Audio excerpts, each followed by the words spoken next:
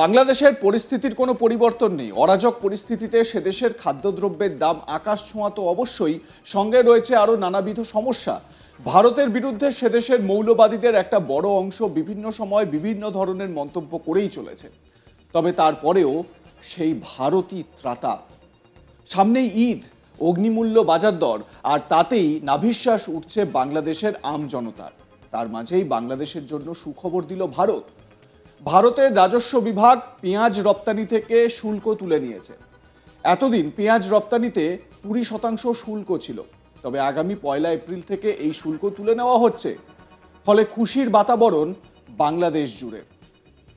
যদিও বাংলাদেশের এই মুহূর্তে যারা শাসন ক্ষমতায় রয়েছে, উপদেষ্টা প্রধানরা যারা রয়েছেন, যারা বিভিন্ন পদে যারা রয়েছেন, তারা কি ভারতের এই যে একটা সৌভ্রাতৃত্বমূলক যে অবস্থান, সেটার কোনো মূল্য দেন না।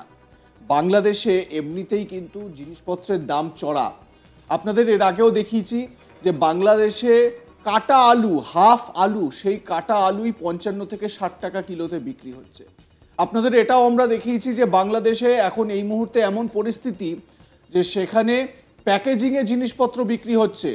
2 পেঁয়াজ, 2 আলু, 1 টুকরো কুমড়ো আর 1 পিস মাছের মাথা, সেইভাবে বিক্রি হচ্ছে।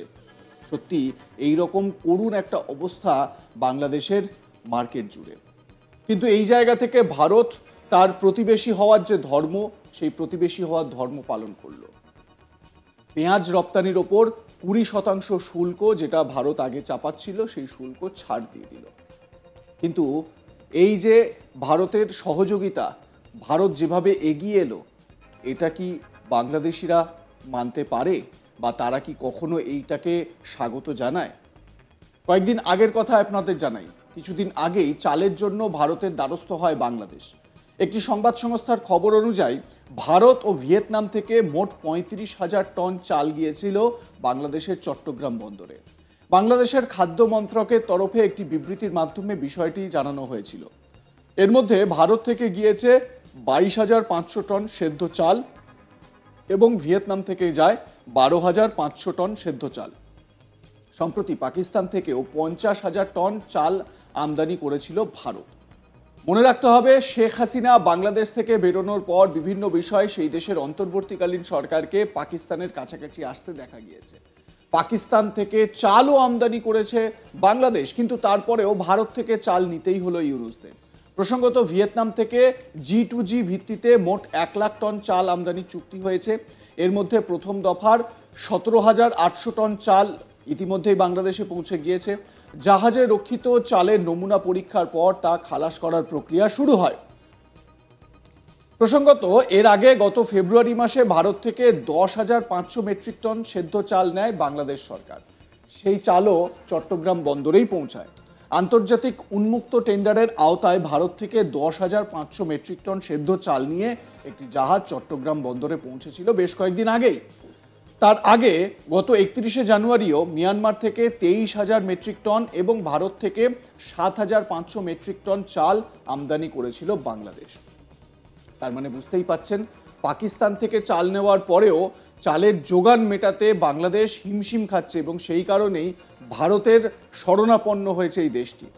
কোনো সূত্র মারফত এটাও জানা যাচ্ছে যে 50,000 টন যে চাল পাকিস্তান থেকে আমদানি করেছিল বাংলাদেশ, সেই চাল নাকি পাতে দেওয়ার যোগ্য না, পোকা ভরা চাল। সেই চাল খেলে পেটের রোগ অবশ্যম্ভাবী। সেই কারণেই নাকি ভারত এবং ভিয়েতনাম থেকে চাল আমদানি করে বাংলাদেশ।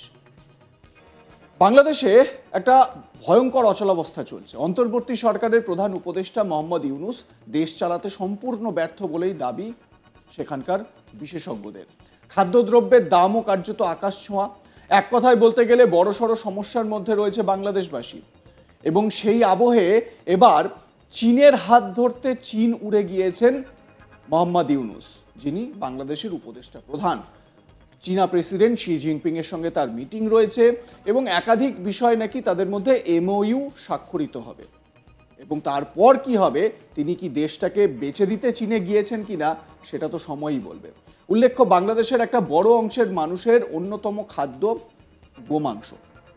তবে বর্তমানে ভারত কড়া পদক্ষেপ করায় গোমাংস বাংলাদেশ পাচ্ছে না। ফলস্বরূপ খুব স্বাভাবিকভাবেই বাংলাদেশের গোমাংসের যোগান অনেকটা কমেছে বলেই দাবি কারো কারো। যোগান কমে যাওয়ায় দামও বেড়েছে স্বাভাবিকভাবেই। এই পরিস্থিতিতে সমস্যায় পড়তে হয়েছে সেখানকার মানুষকে। গরুর পরিবর্তে ঘোড়ার মাংস খাওয়া শুরু করেছে বাংলাদেশের মানুষ। বাংলাদেশের গাজীপুরের হায়দ্রাবাদে এমন ঘটনাই দেখা গিয়েছে। সেখানকার মানুষ গোমাংসের পরিবর্তে ঘোড়ার মাংস দিয়েই আপাতত পাত ভরাচ্ছে। কম বেশি 250 থেকে 300 টাকা কেজি দরে বিক্রি হচ্ছে ঘোড়ার মাংস। খবরের কাগজ ও হানিফ টিভি নামে দুটি সংবাদ মাধ্যমে এই সংক্রান্ত প্রতিবেদনও প্রকাশ হয়েছে। ঘোড়ার মাংসের ক্রেতা বিক্রেতা যারা, তারা তো বিভিন্ন রকম কথা বলছেন। যারা ক্রেতারা রয়েছেন তারা এটিকে সাদরে গ্রহণ করছেন। ঘোড়ার মাংসের যারা ক্রেতা তারা কি বলছেন তাদের বক্তব্য প্রথমে শোনাই। আমি টাঙ্গা থেকে আসছি। আমি সর্বপ্রথম আমি তো যখন শুনলাম যেটা খাওয়া যায় যাচ্ছে, আমি তো আগেই জানি। তো এখন এটা খাওয়ার মতো এলাকায় তো আর করা যাবে না, সমস্যা করা যাবে না। এই জন্য যখন আমি শুনলাম এখানে বিক্রি করা হয়, আমি অনলাইনের মাধ্যমে সংবাদটা পাইছি, নিউজের মাধ্যমে। তো তখন আজকে সকালে ম্যাপ দেখে সরাসরি এখানে চলে আসছি। সাভার থেকে আসছি 350 টাকা কেজি। এবং জানার জন্য আপনার এক মুফতি সাহেবকে ফোন দিছি, উনি বসলে খাওয়া ঠিকই জায়েজ আছে, কিন্তু মাখলুক আর কি। ফেসবুকের পেজে দেখছি, দেখে আসছি। এখানে আইসা টোকেন নিতে হয়। এখানে হলো 3 কেজি 1000 করে। ফেসবুকের মাধ্যমে সংবাদ পেয়েছি যে এখানে ঘোড়ার মাংস বিক্রি হচ্ছে। ঘোড়ার মাংস চর্বি নাই, দাম কম, এই কারণে আমরা নিতে আসছি। বিভিন্ন মতের আলেমরা ওনারা ঘোড়া খাওয়াকে হালাল বলছেন। এই কারণে মানুষ এই ঘোড়া খাওয়ার জন্য, ঘোড়া গোশত খাওয়ার জন্য এখানে আসছে। একবার খাইছি, তো আজকে যদি নেই ইনশাল্লাহ 3 বার হবে। আর আজকে আমি ইনশাল্লাহ 15 থেকে 20 কেজি এটা নিব। ঘোড়ার মাংসে যদি স্বাদ নিয়ে বলি তাহলে এটা আমার কাছে গরুর মতো লাগছে, কিন্তু গরুর থেকে একটু বেশি মজা লাগছে আমাদের। ক্রেতাদের কথা তো আপনাদের শোনালাম। এবার ঘোড়ার মাংসের বিক্রেতারা বলছেন ঘোড়ার মাংসের খুবই নাকি চাহিদা দেখা গিয়েছে, এমনকি চাহিদা অনুযায়ী যোগান দেওয়া যাচ্ছে না বলে দাবি তাদের। শুনুন বিক্রেতাদের। আমার বন্ধু নুরুল্লাহ মামুন, উনি দুবাই বেড়াইতে গেছিলেন। ওখান থেকে উনি 2 কেজি ঘোড়ার গোশত আনেন, আমরা খাই। তারপর আমরা বাজার থেকে একটি ঘোড়া ক্রয় করে আমাদের বাসায় জবাই করে ওটা খাই। তারপর থেকে আমরা চিন্তা করি যে এটা বাণিজ্যিক আকারে করা যায় এবং মানুষ অল্প দামে ঘোড়া গোশত খাইতে পারবে এবং আমিষের চাহিদা পূরণ হবে। যথেষ্ট চাহিদা আমরা পূরণ করতে পারছি না। আমরা চাই যেন প্রত্যেক জেলায় একজন করে উদ্যোক্তা দাঁড়ায় যে ঘোড়ার মাংস বিক্রি করবে এবং মানুষ পর্যাপ্ত পরিমাণ এবং সহজে মানুষ নিতে পারে।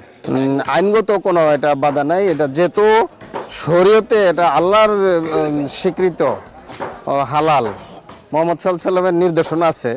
এখানে পৃথিবীর 700 কোটি মানুষ বিরোধিতা করলেও এটার বিরোধিতা হবে না, এটা হালালই থাকবে। আমরা তাকওয়া এগ্রো খামার করেছি, এখানে ব্যাপকভাবে লালন পালন করব এবং সারা দেশে।